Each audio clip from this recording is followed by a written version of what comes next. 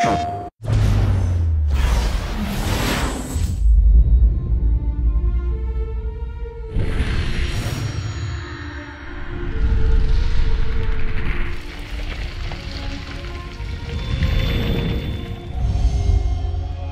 these characters in an IP and in a story is one thing, but bringing them to life is everything. If they don't come to life, it doesn't really matter how much you write. And that was the nice balance between having a story to tell and building a playable character. When you think about video game development, design isn't necessarily where most people would think about character and acting, but we challenge our designers every day that they think about that because it's going to come across. You know, even when we're setting up a scenario for gameplay reasons, we want to make sure that each of those beats and those moments is going to contribute something to the characters. So starting out, we'd usually start with kind of the archetype of what we wanted to convey with the character's emotion and personality. The first character that we started was Galahad, as more of the dark hero in the trench coat. We wanted them to have a kind of rugged, battle-hardened warrior feel, but at the same time have some sense of three-dimensionality to the character. Sir Galahad, this matter is not yet over. Of that you can be sure. Galahad is the knight who has lived long enough to actually understand life, understand relationships and all that, but also become, in so many ways, immune to all of it. He's built a wall. A proper knight must learn to curb his passions. Without passion, monsieur, a man cannot fight. We do not fight men, Marquis. Galahad is kind of a little bit more serious. Lafayette, he's new, he's young, so there's a bit more of a kind of eagerness. He's a little bit more of a risk taker. Men, half-breeds, what does it matter? Vive la liberté! He's a modern-day man. I mean, he brings a little bit of levity to the situation, but for all his joviality, he also has lived through 2 wars that have probably taught him in his position more than anybody could have even in a few hundred years. As the kind of apprentice training knight, we wanted a nice contrast between him and the kind of more seasoned knights in the order. Do you trust anyone, mon général? Never accept, always question.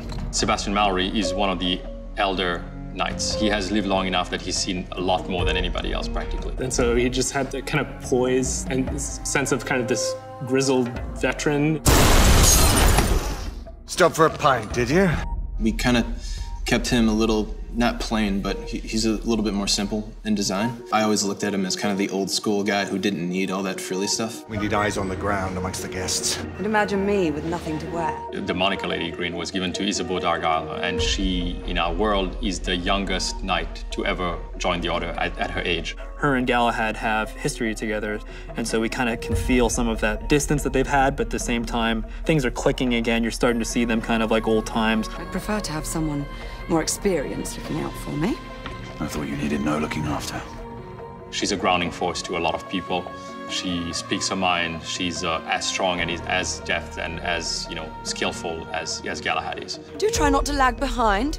It wouldn't make sense to do the typical video game, busty, curvy woman, and especially it wouldn't be accurate to the time. I mean, if you looked at the dresses, I mean, they barely had an ounce of skin showing, so we really had to be more creative with her design. So on the other end was how we take kind of broader facial structure and archetype and get it on a highly emotive face that runs in real time. One of the hardest part about characters is that, we're humans, we're people, and our brain is really trained at recognizing any little flaws or inconsistencies that you would see in another human. We have to deal with almost every facet of human anatomy to make sure it looks correct. We scan the 3D face of an actor, and then we take that in-house and we manipulate it, make it slight mutations to make it our character. Every animation of the humans in game is mocapped, and we have head cams mounted on the actor, so we get simultaneous body and facial performance.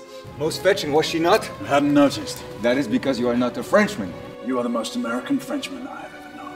I am a lover of liberty, mon ami. One of the bigger challenges comes from the fact that our characters' performances that we try to make very authentic and very real is being delivered on a set that is a big gray carpet with tons of, really intense bright lights. They're wearing spandex suits with headgear on that has a head-mounted camera that's capturing their face. Working with the people as far as the virtual experience is concerned is actually probably the most challenging.